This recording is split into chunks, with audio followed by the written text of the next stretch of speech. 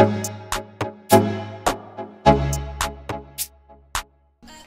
guys, welcome to another video. আমি বিক্রম আর আজকের ভিডিওটা লং এক্সপোজার ফটোগ্রাফির উপর। লাইট ইউজ করে এই ধরনের ফটোগ্রাফিকে অনেকে লাইট পেইন্টিংও বলে থাকে।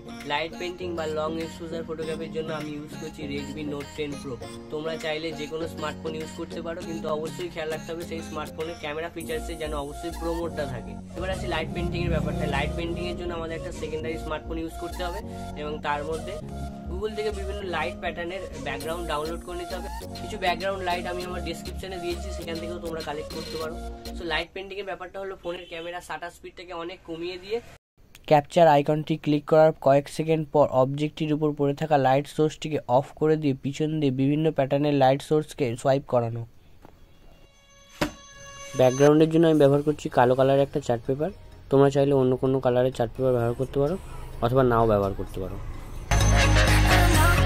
দেন প্রয়োজনে একটা অবজেক্ট যেটার ফটো ক্যাপচার করব, সেটা ফুড হতে পারে, টেক গ্যাজেট হতে পারে, অথবা আমার মতো এরকম একটা পারফিউম বটলও হতে পারে।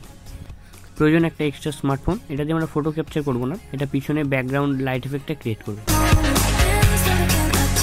মেন লাইট সোর্সের জন্য আমি ইউজ করছি 6 ওয়াটের একটা কালার চেঞ্জেবল এলইডি বাল্ব। তোমরা চাইলে টাংস্টেন বাল্বও ইউজ করতে পারো। আর প্রয়োজন কিছু টিস্যু পেপার লাইট সোর্সটাকে সফট এবং ডিফিউজ করার জন্য।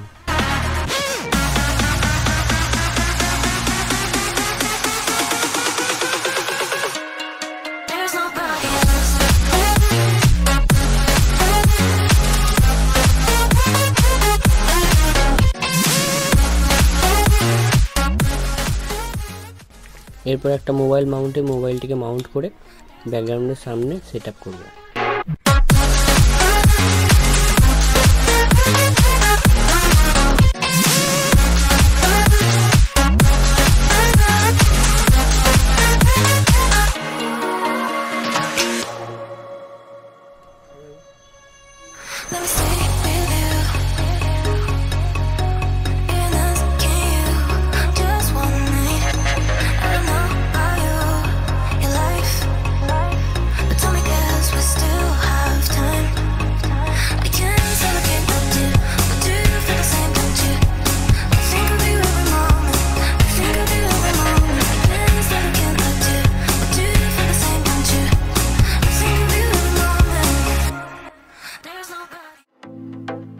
এবার মোবাইলের ক্যামেরা অ্যাপ্লিকেশনটা ওপেন করে নেব, দেন চলে যাব প্রো মোডে। আইএসওটা একদম কমিয়ে 50 করে দেব। দেন শাটার স্পিডটাও একদম কমিয়ে 2.5 সেকেন্ড করে দিচ্ছি। তোমাদের ক্ষেত্রে আপ ডাউন করতে পারে, 2-3 বার ট্রাই করার পর অ্যাডজাস্ট করে।